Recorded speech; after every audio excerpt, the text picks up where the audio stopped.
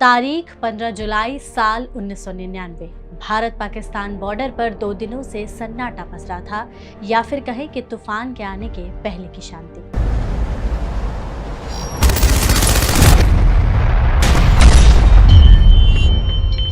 अचानक से बॉर्डर की दूसरी तरफ से अंधाधुंध गोलियां दागी जाने लगी। तभी दुश्मनों ने 2 मोर्टार दागे, जिसमें से एक मोर्टार आकर गिरा मेजर देवेंद्र पाल सिंह उर्फ डीपी सिंह के ठीक 1.5 मीटर की दूरी पर। एक तेज धमाका और अगले ही पल मेजर डीपी सिंह बुरी तरह घायल होकर जमीन पर गिर गए। शरीर से खून के फव्वारे उड़ रहे थे। शरीर पर 40 से ज्यादा घाव थे। अस्पताल पहुंचने में भी करीब 3 घंटे का समय लग गया। आलम यह था कि मेजर डीपी सिंह को बचाना नामुमकिन सा लग रहा था।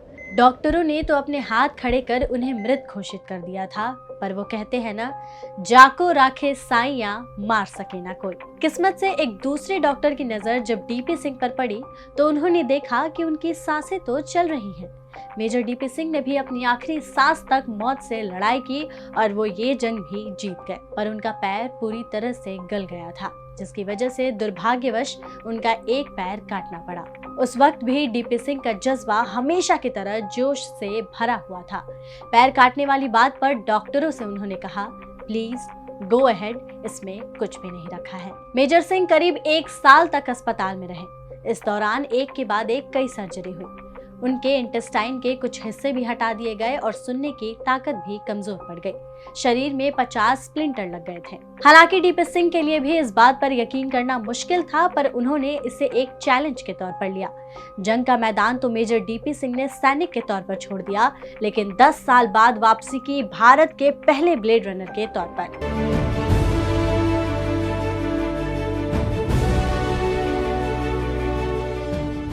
अस्पताल से छुट्टी मिलने के बाद उन्होंने बैसाखी के सहारे चलना शुरू कर दिया।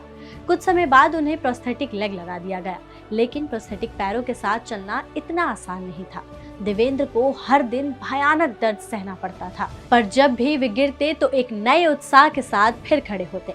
उन्होंने हार नहीं मानी और इसके आगे की कहानी सुनिए मेजर डीपी सिंह की जुबानी। 100% डिसेबल होने के बावजूद किस तरीके से मैंने अपनी जिंदगी को कन्वर्ट ऐसा किया कि आज वो मेरी जो डिसेबिलिटी थी मेरी सबसे बड़ी स्ट्रेंथ बनी।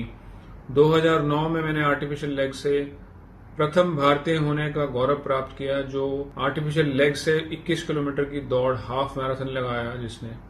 2011 में मेरे को इंडियन आर्मी ने ब्लेड दिया और मैं इंडियन ब्लेड रनर के नाम से मशहूर हुआ। यही नहीं, उसके बावजूद मैंने हाफ मैराथन तकरीबन 26 अभी तक पूरी कर ली हैं, और जिसमें 3 हाफ मैराथन हाई ऑल्टीट्यूड के ऊपर भी है, जिसमें से एक कारगिल, एक लेह और एक 10,000 फीट पर हिमाचल के एक इलाके में थी।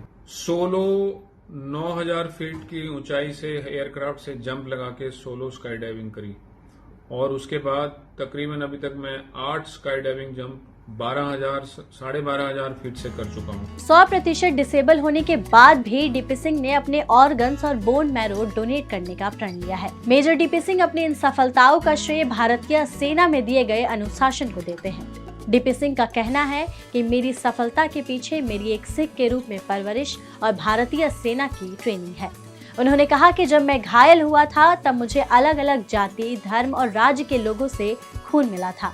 मेरे शरीर में देश का खून दौड़ रहा है और मुझे लगता है कि मैं सब कुछ हासिल कर सकता हूँ। तो रूल नंबर 1, जब जो जैसे जहां भी हो रहा है वही अच्छा है, उसको एक्सेप्ट करो। और रूल नंबर 2, अब जो आपके पास है उसको जितना बेहतर अपनी मेहनत से कर सकते हो उतना बेहतर बनाओ। डीपी सिंह ब्लेड रनर होने के साथ साथ एक सफल मोटिवेशनल स्पीकर भी हैं। वे अपने जैसे लोगों को प्रेरित करने के लिए द चैलेंजिंग वंस नाम से एक ग्रुप भी चलाते हैं, ताकि वे उनकी तरह शारीरिक रूप से दिव्यांग लोगों में हिम्मत भरकर उन्हें जीवन जीने का जज्बा सिखा पाए।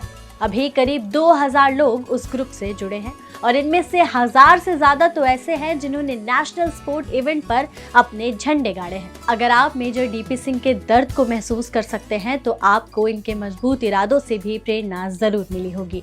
ऐसे ही और भी कहानियों के लिए जुड़े रहिए दैनिक भास्कर ऐप के साथ। शेयर और डाउनलोड करें दैनिक भास्कर ऐप।